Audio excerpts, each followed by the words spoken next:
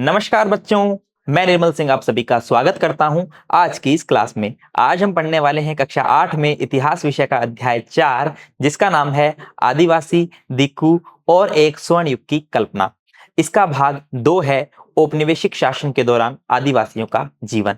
इस पूरे अध्याय में हम जानने वाले हैं कि किस प्रकार जनजातीय समूह का जीवन चलता था, किस प्रकार औपनिवेशिक शासन के दौरान इन आदिवासियों के जीवन पर प्रभाव पड़े, क्या क्या प्रभाव पड़े, क्या क्या दुष्प्रभाव पड़े। इसी के साथ में हम जानने वाले हैं बिरसा मुंडा के संघर्ष के बारे में कि उसने किस प्रकार संघर्ष किया, किस प्रकार अंग्रेजी नीतियों के खिलाफ आवाज उठाई। चलिए तो शुरू करते हैं आज का महत्वपूर्ण भाग।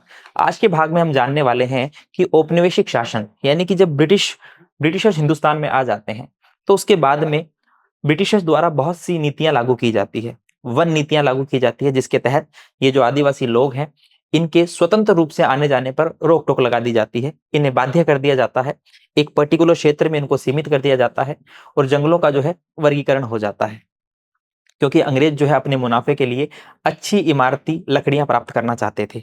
इसलिए इन आदिवासी समुदायों को रोकना जरूरी था, क्योंकि आदिवासी समुदाय जो है वो जंगलों से तरह तरह की जो है औषधियां, जड़ी बूटियां और वृक्ष ये सब प्राप्त करते थे, जिससे अंग्रेजों को काफी ज्यादा चिंता थी कि अगर सारा ही सामान ये आदिवासी ले लेंगे तो फिर हम अपना मुनाफा कैसे करेंगे। तो देखते हैं कि क्या क्या प्रभाव आए।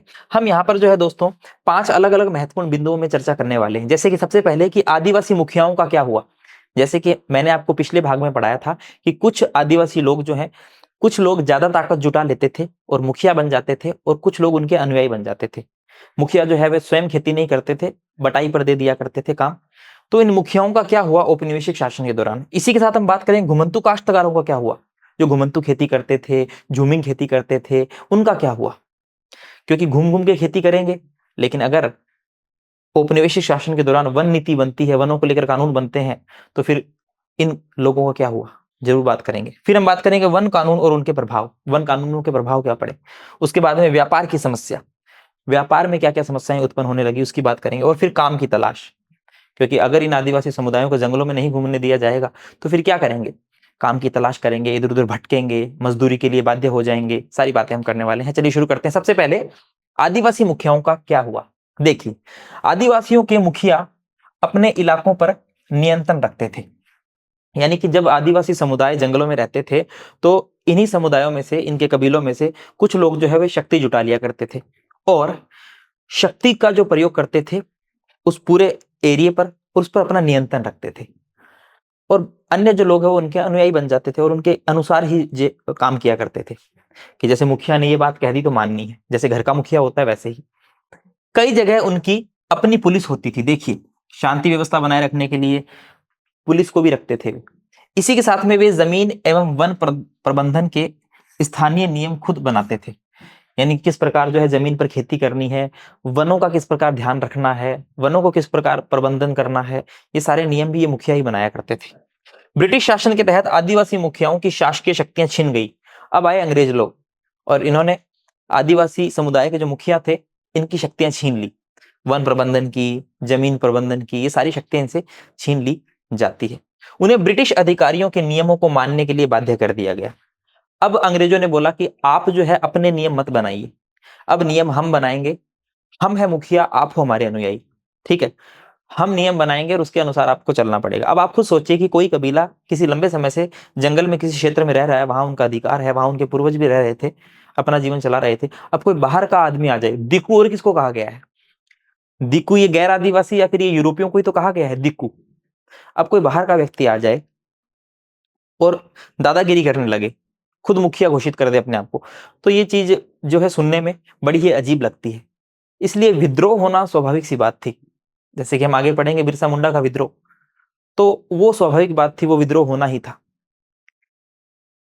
उन्हें अंग्रेजों को नजराना देना पड़ता था। सामने से एक तो उनकी जमीन पर अधिकार किया गया, उनकी स्वतंत्रता छीन ली गई, और अंग्रेजों को नजराना भी देना पड़ेगा, भेंट देनी पड़ेगी, पुरस्कार देने पड़ेंगे। आगे देखते हैं। तो इस प्रकार जो मुखिया है आदिवासियों के, उनकी शक्तियां छिन गई। दूसरा हम बात करते हैं घुमंतु काश्तकारों का फिर क्या हुआ, जो झूमिंग खेती करते थे, उनकी कंडीशन क्या होती है औपनिवेशिक शासन के दौरान। आइए बात करते हैं। अंग्रेज चाहते थे कि आदिवासियों के समूह एक जगह स्थायी रूप से रहे और खेती करे। अब ये घुमंतु लोग क्या करते थे, एक जगह से दूसरी जगह घूमते रहते थे, और जैसा कि मैंने आपको बताया कि घुमंतु लोगों पर जो है नियंत्रण स्थापित करना मुश्किल होता है, बजाय कि जो एक जगह रह रहा है, जो एक जगह रह रहा है उसके जीवन को नियंत्रित किया जा सकता है।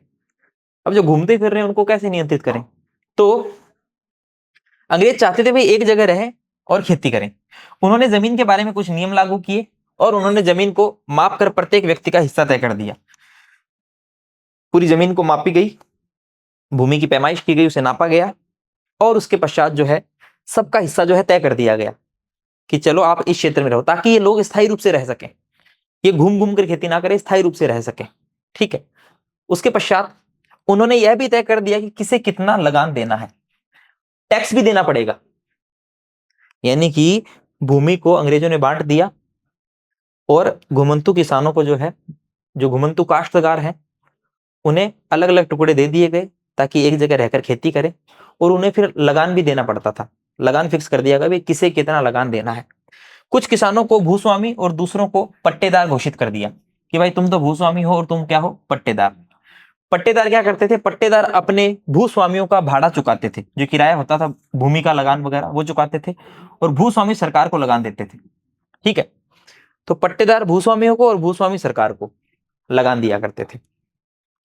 पूर्वोत्तर राज्य के झूम काश्तकार इस बात पर अड़े रहे कि उन्हें परंपरागत ढंग से जीने दिया जाए। अब देखिए, कोई लंबे समय से कोई काम कर रहा है और एकदम से उससे वो काम छीन लिया जाए और कोई नया ही काम पकड़ा दिया जाए, तो लोग परेशान होंगे, क्योंकि परिवर्तन इतनी जल्दी कोई व्यक्ति स्वीकार नहीं करता है ना। लंबे समय से कोई काम कर रहा है, फिर उसे परिवर्तित कर दिया जाए, परिवर्तन इतनी जल्दी स्वीकार नहीं करता है व्यक्ति।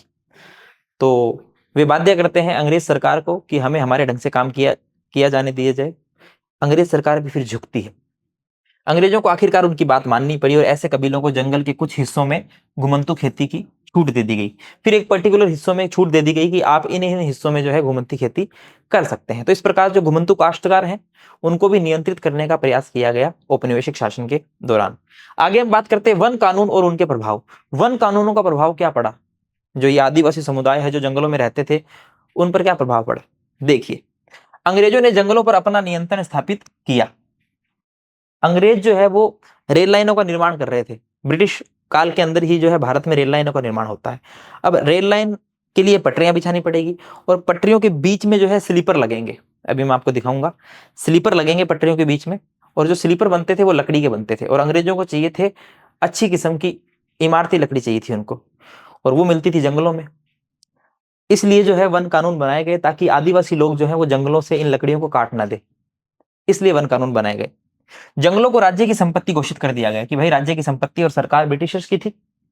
कुछ जंगलों को आरक्षित वन घोषित किया गया, यानी कि कुछ ऐसे क्षेत्र जहां पर घने वृक्ष हुआ करते थे अच्छी किस्म के, तो उन्हें आरक्षित घोषित कर दिया गया कि यहां पर जो है आना जाना अलाउ नहीं है, यहां कोई नहीं आ सकता, यहाँ आदिवासी समुदाय जो है किसी भी प्रकार की गतिविधि नहीं कर सकता है, लकड़ी नहीं काट सकता है, आरक्षित वन है ये ऐसे जंगल थे जहां अंग्रेजों की जरूरत के लिए इमारती लकड़ी पैदा होती थी। ठीक है। तो इस प्रकार जो है आरक्षित वन बनाए गए और इन जंगलों में लोगों को स्वतंत्र रूप से घूमने, खेती करने, फल इकट्ठा करने, पशुओं का शिकार करने की इजाजत नहीं थी। यानी कि जो आरक्षित क्षेत्र है, ना तो वहां कोई शिकार कर सकता है, ना वहां कोई पेड़ काट सकता है, ना वहां कोई स्वतंत्र रूप से घूम सकता है, ना ईंधन के लिए लकड़ी ले सकता है, ना अपने पशुओं को चरा सकता है, यानी कि पूरी तरीके से प्रतिबंधित कर दिया गया। अब आप खुद सोचिए, आदिवासी, फॉर आप अपने ही घर का उदाहरण लीजिए कि आप अपने घर में एक गार्डन है, वहां पे मस्त घूमते हो, रोज खेलते हो, एंजॉय करते हो, सुबह उठते ही वहां पर चाय पीते हो, योगा करते हो, एक्सरसाइज करते हो, लेकिन कोई व्यक्ति पड़ोसी आपको आके और बोल दे कि इसमें जो है अब नहीं आना आपको, भले ही वो आपका ही है पर नहीं आना, तो आपको गुस्सा तो आएगा ना। तो ऐसी सिचुएशन इनके साथ में थी। ये वन जो कि ये इनके गतिविधियों के क्षेत्र हुआ करते थे, ये घुमा करते थे वहां, अब इन्हें नहीं जाने दिया जा रहा है। झूम काश्तकारों को काम और रोजगार की तलाश में मजबूरन दूसरे इलाकों में जाना पड़ा। अब वो सोचे अब यहाँ पर तो आने जाने से मना कर दिया, दूसरे इलाकों में जाते हैं, कुछ और काम करते हैं, है ना। अंग्रेजों ने जंगलों के भीतर आदिवासियों के रहने पर पाबंदी लगा दी। लेकिन देखिए दोस्तों, अंग्रेजों को भी समस्या आती है आगे चलकर। अंग्रेजों को क्या समस्या आती है? अब अंग्रेजों को समस्या ये आती है कि यार हमें लकड़ियां कौन काट के देगा, लकड़ियों को एक जगह से दूसरी जगह कौन लेकर जाएगा, मजदूरी कौन करेंगे, है ना। भाई जंगलों पर तो अधिकार हो गया अंग्रेजों का, आदिवासी समुदायों को बैन कर दिया कि अंदर मत आओ, लेकिन अब मजदूरी कहां से मिलेगी? ये आदिवासी लोग ही तो लकड़ियां काटना जानते थे, अच्छे से लकड़ियां काटते थे, तो सस्ती मजदूरी भी चाहिए। और लकड़ी काटने के लिए, लकड़ी को एक जगह से दूसरी जगह ले जाने के लिए श्रम भी चाहिए, मजदूर भी चाहिए। तो फिर अंग्रेजों को लगा कि क्यों न इन्हीं आदिवासियों को जो है जंगल में आने की परमिशन दे दी जाए, बशर्ते कि आप हमारे लिए मजदूरी करो, आप हमारे लिए लकड़ियां काटो। तो फिर ऐसा नियम बनाया गया। अब अंग्रेजों के सामने रेलवे स्लीपर्स के लिए, पेड़ काटने के लिए मजदूरों की समस्या उत्पन्न हो गई कि भाई मजदूरों की समस्या उत्पन्न हो गई कि भाई मजदूरी कहां से लेकर आए। रेलवे स्लीपर्स आप देख रहे हैं यहाँ पर, ये लकड़ी के फट्टे लगते हैं बीच में दोनों पटरियों के। पहले लगा करते थे, अब तो जो है सीमेंटेड है ना, कंक्रीट के बने हुए आते हैं। पहले लकड़ी का ही प्रयोग हुआ करता था, छोटी जो पटरियां होती थी उनमें। अब उन्होंने तय किया कि झूम काश्तकारों को जंगलों में जमीन के छोटे टुकड़े दिए जाएंगे, उन्हें वहां खेती करने की भी छूट होगी, बशर्ते कि गांव में रहने वालों को वन विभाग के लिए मजदूरी करनी होगी। आप हमारे लिए मजदूरी करो, आप जंगलों का ध्यान रखो, जगह एक जगह से दूसरी जगह लकड़ी लेकर जाओ, आपको वन में आने की छूट है। ठीक है, तो ये नियम बनाया गया ताकि रेलवे के स्लीपर्स के लिए लकड़ी काटने का काम किया जा सके। बहुत सारे आदिवासी समूह ने औपनिवेशिक वन कानूनों का विरोध किया। अब देखिए कुछ विद्रोह है यहाँ पर, जैसे कि 1906 में सेंग्रम संगमा द्वारा असम में, और 1930 के दशक में मध्य प्रांत में हुआ वन सत्याग्रह इसी तरह का एक विद्रोह हमें देखने को मिलता है। हमने यहां पढ़ा स्लीपर। ये स्लीपर क्या होते हैं? तो देखिए बच्चों, लकड़ी के क्षैतिज तख्ते जिन पर रेल की पटरियां बिछाई जाती हैं, अभी मैंने आपको तस्वीर में दिखाया था, उन्हें ही रेलवे स्लीपर्स कहा जाता है। आगे हम बात करते हैं कि व्यापार की समस्या, व्यापार की क्या समस्या आ रही थी उसकी हम बात करने वाले हैं। देखिए 18वीं सदी में भारतीय रेशम की यूरोपीय बाजारों में भारी मांग थी। भारतीय रेशम की मांग थी, इसलिए ईस्ट इंडिया कंपनी ने भारत में रेशम उत्पादन पर बल दिया, जोर दिया कि रेशम उत्पादन किया जाए।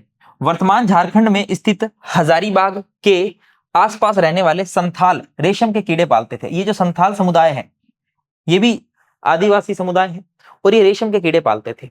ठीक है, अब क्या हुआ, रेशम के व्यापारी अपने एजेंटों को भेजकर आदिवासियों को कर्जे देते थे और उनके कृमि कोषों को इकट्ठा कर लेते थे। जो कीड़े होते हैं ना रेशम के, उनको इकट्ठा कर लेते थे। संथालों को पैसे दे देते थे कि ये लो पैसे लो आप, और हमें ये रेशम के कीड़े दे दो।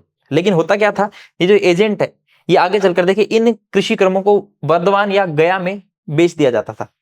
अब ये इन रेशम के कीड़ों को बहुत ज्यादा पैसों में बेचते थे और संथालों को देते थे बहुत कम पैसे, तो संथालों को कोई फायदा नहीं हुआ। ठीक है, जहां उन्हें 5 गुना कीमत पर बेचा जाता था, तो ये बर्दवान और गया में इन्हें बेचा जाता था 5 गुना कीमत पर, यानी कि मुझे 100 रुपए दिए हैं और फिर आगे 500 में बेचा जा रहा है वो चीज। ठीक है, तो रेशम उत्पादकों को बहुत मामूली फायदा मिलता था, यानी जो संथाल है उनको बहुत मामूली फायदा मिलता था, ज्यादा फायदा उन्हें मिला नहीं। ठीक है, तो आदिवासी समुदाय बाजार और व्यापारियों को अपना सबसे बड़ा दुश्मन मानने लगे। उन्हें लगा कि यार इन्होंने हमसे सामान लिया है और बहुत कम दामों में लिया है और खुद इतने मुनाफा कमा रहे हैं 5-5 गुना, तो दुश्मन मानने लग गए। तो व्यापार की समस्या यहाँ पर हमें देखने को मिलती है। फिर हम बात करते हैं काम की तलाश। अब काम की तलाश में आप सभी को पता है आदिवासी समुदाय बहुत सारे काम करते हैं, जैसे कोई कोयला खदानों में काम करने लग जाएगा, कोई मजदूरी करने लग जाएगा। आइए बात करते हैं काम की तलाश में घर से दूर जाने वाले आदिवासियों की दशा तो और भी खराब थी। जो घर से दूर जा रहे हैं उनकी दशा बहुत ज्यादा खराब थी, क्योंकि उनको वापस घर पे नहीं जाने दिया जाता था। उनसे बहुत ज्यादा श्रम करवाया जाता था, बहुत ज्यादा काम करवाया जाता था। 19वीं सदी के आखिर में ही चाय बागान फैलने लगे। अब चाय बागान फैलने लगे तो फिर चाय के बागानों के अंदर जो है ये काम करने लगे। खनन उद्योग भी एक महत्वपूर्ण उद्योग बन गया। असम के चाय बागानों और झारखंड की कोयला खदानों में काम करने के लिए आदिवासियों को भर्ती किया गया। कोयला खदानें हैं, अब देखिए यहाँ पर भी समस्याएं थी। एकदम अंधेरी गुफाएं हुआ करती थी कोयले की खदानें। ठीक है, वहां पर दम घुटने से जो है काफी लोगों की मृत्यु हो जाया करती थी, बहुत सारे लोग तो मर ही जाया करते थे। ठीक है, ये हमारे सामने आंकड़ा भी आता है, काफी लोगों ने अपनी जान गंवाई है कोयला खदानों में काम करते हुए। अंधेरी गुफाएं, दम घुटने वाली गैसें निकलती थी वहां से। इन लोगों को ठेकेदार की मार्फत भर्ती किया गया और जो ठेकेदार थे वे केवल उन्हें बहुत कम वेतन देते थे, बल्कि उन्हें वापस घर भी नहीं जाने देते थे। इनसे काम करवाते थे। कहाँ आदिवासी समुदाय जंगलों में रह रहा था आराम से, कहाँ अंग्रेज आए, उन्होंने वन कानून बनाए, इनकी संपत्ति छीन ली, इनके जंगल के अधिकार छीन लिए। उसके बाद में ये बेचारे मजदूरी करते हैं, कोयला खदान में जाते हैं अपना पेट चलाने के लिए। बहुत सारे मजदूर मर जाते हैं। ठीक है, और उनको जो है बहुत कम वेतन मिलता था, और वेतन भी कम मिलता था, और जो है घर भी वापस नहीं जाने दिया जाता था। बहुत समस्या थी। अब देखिए कुछ महत्वपूर्ण तथ्यों की बात करते हैं जो कि इसी भाग में है। जैसे कि गुजरात के जंगलों में भील औरतें खेती करती है थी, है ना। जो भील औरतें हैं वो गुजरात के जंगलों में खेती का काम किया करती थी, जैसे कि आप तस्वीर में यहाँ पर देख पा रहे हैं। इसी के साथ में और कुछ उदाहरण है, जैसे कि गोदारा औरतें ये बुनाई का काम किया करती थी। हजांग औरतें चटाई बुनती थी, चटाई को बुनने का काम करती थी। और बिहार की झरिया और रानीगंज कोयला खदानों में खनिक आदिवासी काम करते थे, ठीक है। और ये बिहार की जो रानीगंज है, झरिया, ये कोयला खदान है, यहाँ पर बहुत सारे जो आदिवासी हैं वो मर जाया करते थे काम करते करते, ठीक है। दम घुटने वाली जो गुफाएं होती थी, गैसें निकलती थी, इनकी मौत हो जाया करती थी। इनका अच्छा खासा आंकड़ा जो है पुस्तक में भी दिया गया है, ठीक है, याद रखिए। आगे देखिए, पूर्वोत्तर के निशी आदिवासियों के एक गांव में लट्ठों से बना घर, देखिए लट्ठों से घर बनाया जा रहा है। निशी आदिवासी लकड़ियों को काम में लिया करते थे ये, लेकिन इनका जो है जीवन वो प्रतिबंधित कर दिया गया, इन्हें लकड़ियां नहीं मिलने लगी, फिर मजदूरी करने के लिए क्या हुए, बहुत ज्यादा मजबूर हुए। चलिए हम देखते हैं कि हमने इस पूरे भाग में क्या सीखा है। तो देखिए, औपनिवेशिक शासन का आदिवासी समुदाय पर क्या प्रभाव पड़ता है, हमने बात जानी है। किस प्रकार उनके घर, उनकी जो परंपरागत जो उनकी गतिविधियां हैं वो उनसे छिन जाती है। और औपनिवेशिक शासन में वन कानून, आरक्षित क्षेत्र, आरक्षित वन, जहां पर इन आदिवासी समुदायों को आने जाने से इन पर रोक लगा दी जाती है, ठीक है। और ये जो है एक प्रकार से हम देखते हैं खुद की ही जगह पर क्या हो जाते हैं, पराये हो जाते हैं। अब हम मूल्यांकन करते हैं, कुछ महत्वपूर्ण क्वेश्चंस को जानते हैं। देखिए, जैसे कि 1906 में सोंगम संगमा कहाँ वन विद्रोह हुआ। ये सोंगम संगमा द्वारा जो वन विद्रोह होता है ये कहाँ होता है, असम, बिहार, उत्तर प्रदेश या झारखंड। तो देखिए असम में ये वन विद्रोह होता है, याद रखिएगा। नेक्स्ट क्वेश्चन है, वर्तमान में झारखंड में स्थित हजारीबाग के आसपास रहने वाले संथाल क्या कार्य करते थे। मधुमक्खी पालते थे, रेशम के कीड़े पालना, मुर्गी पालना या मत्स्य पालना। तो देखिए ये रेशम के कीड़े पालते थे, याद रखिएगा, ठीक है। और भी बहुत काम किया करते थे, लेकिन रेशम के कीड़े भी पाला करते थे। हजांग औरतें मुख्य रूप से क्या कार्य करती थी, चटाई बुनाई, शहद निकालना, कपास उत्पादन या बांस की झाड़ू बनाना। तो देखिए चटाई बुनाई का जो काम है, चटाई बुनने का काम ये हजांग औरतें किया करती थी। नेक्स्ट क्वेश्चन है सत्य और असत्य वाला। 18वीं सदी में भारतीय रेशम की यूरोपीय बाजारों में भारी मांग थी, क्या ये बात सत्य है? बिल्कुल ये बात सत्य है, तभी ईस्ट इंडिया कंपनी ने जो है रेशम उत्पादन पर अधिक बल दिया। नेक्स्ट क्वेश्चन है, रिक्त स्थान को भरना है। लकड़ी के 36 तख्ते जिन पर रेल की पटरियां बिछाई जाती थी डैश डैश कहलाते थे। तो ये स्लीपर कहलाते थे, क्या? स्लीपर, रेलवे स्लीपर कहलाते थे, ठीक है ना, याद रखिएगा। चलिए तो बच्चों यह भाग यही समाप्त होता है। उम्मीद करता हूं आपको यह भाग अच्छा लगा होगा। धन्यवाद।